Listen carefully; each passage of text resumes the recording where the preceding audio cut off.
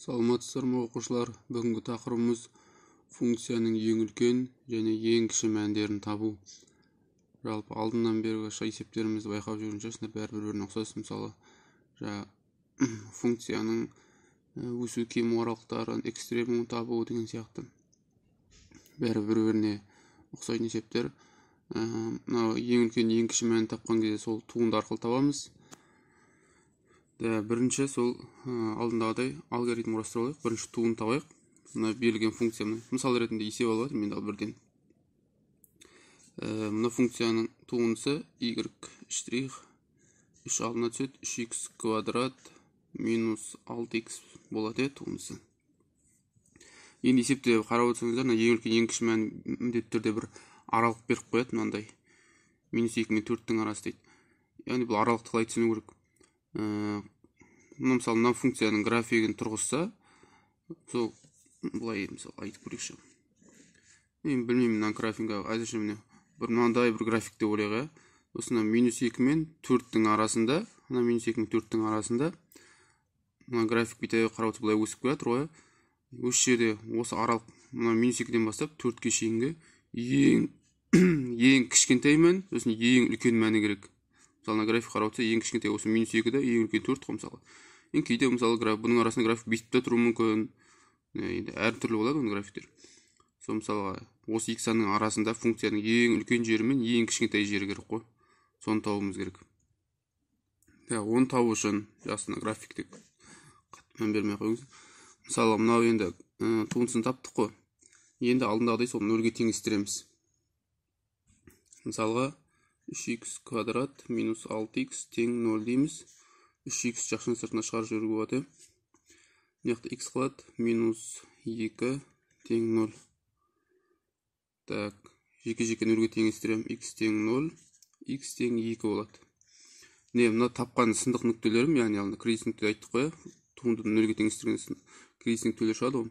Міне осы екі нүктені енді мысалы 0-ді 2-ді мұна берілген аралықтың ішіне жата ма, жатпай ма, соны қарайсыңдар. -2 мен 4-тің арасында 0-ді 2-де бар ғой. Значит, бұларды алам.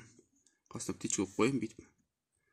Кейде мәндер шығады. Мысалы, мына жерде шыққан екі мән, кризис нүктелеріміз. Мына аралыққа кірмей қалады, я сыртында алып қояды да. Ондай кезде оны алмайсыңдар. Түсінікті ғой? Мен жағдайымда қазір 0-ді 2-де мына -2 мен 4-тің арасында жатыр. Сондықтан мынаны алам. Қайталап айтамын. Егер мына кризис нүктелерінен шыққан екі мәндерің, немесе бір мән шыға ма, сол мәндік мына нүктенің мына аралықтың ішіне кірмесе, оны алмайсыңдар. Түсінікті ғой? Мен қазір алам енді. Енді сонда мен алам деп жатырмын, оны қалай түсінеміз? Мысалға, мына функцияның x-терінің орнына, туындыға емес, ең бастапқы берілген функцияның x-терінің орнына осы мәндерді қоямын міне. -2-ні, 0-ді, 2-ні, 4-ті. Өсу ретімен қойғаны жақсы өздерің қай. Жалпы бәрібір қалай қалсақ та реттілікпен алайық деп отқанмын. -2-ден бастап міне. -2-ні есептеуім керек, 0-ді қойып есептеуім керек, 2-ні қойып есептеуім керек, 4-ті қойып есептеуім керек міне. Осы 4 мәндің ішінен, яғни мына бастап мына жер бүйтіп қоршап қойып міне. Мына x-терінің орнына қоямын. X-тің орнына -2-ні қойып есептеймін міне. -2-нің кубы минус 3 көбейтілген -2-нің квадраты, бірден жазып жіберейін, 4 деп. Так, мынау -8, 3 дәреже болсын, минус сақталады. -8, мынау -12, -20 болып тұрады. Мына функция -2 қойғанда -20-ға тең екен. Так, 0 қойсақ, 0-дің кубы -3 көбейтілген 0-дің квадраты 0 болып кетеді, 0. Так, енді 2-ні қойып көрейік. 2-нің кубы -3 көбейтілген 2-нің квадраты. Так, мынау 8, мынау 4, -12 ғой. Мына -4 болады ғой. 8 азайту 12. Так, енді 4 қоямыз. 4-тің кубы -3 көбейтілген 4-тің квадраты. 4-тің квадраты көрініп тұр ғой. Так, 4-тің кубы 64, азайту, мынау 16, 16 3-ке өтсек 48. Так, 64 пен 48 қанша болады?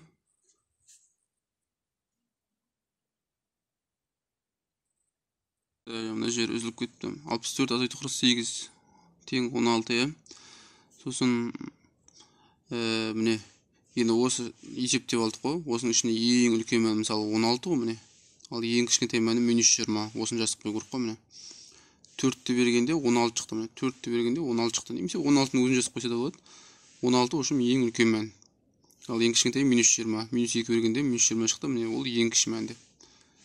Түсінікті ғой сонымен. Сонымен тағы бір қайталап шығайық. Сонымен функцияның ең үлкен ең кіші мәнін табу үшін міндетті түрде сендерге не қылайды жаңағы функция береді, сосын бір аралық беріп қояды. Сосын оның туындысын табамыз.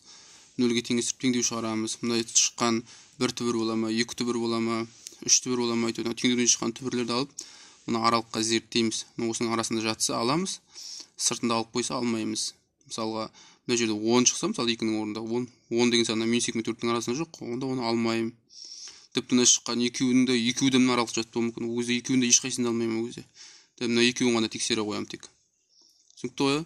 Сонымен аралыққа жатса соның бәрін алып дізіп қоямыз андай қылып. Сосын бәрін бастапқыға қойып, есептеп, ең соңында анализ жасаймыз ғой. Ең үлкен қайсы, ең кішкентай қайсы. Соны ең үлкен мән, ең кіші мән деп ала қоямыз. Түсінікті деп ойлаймын. Назарларыңызға рахмет.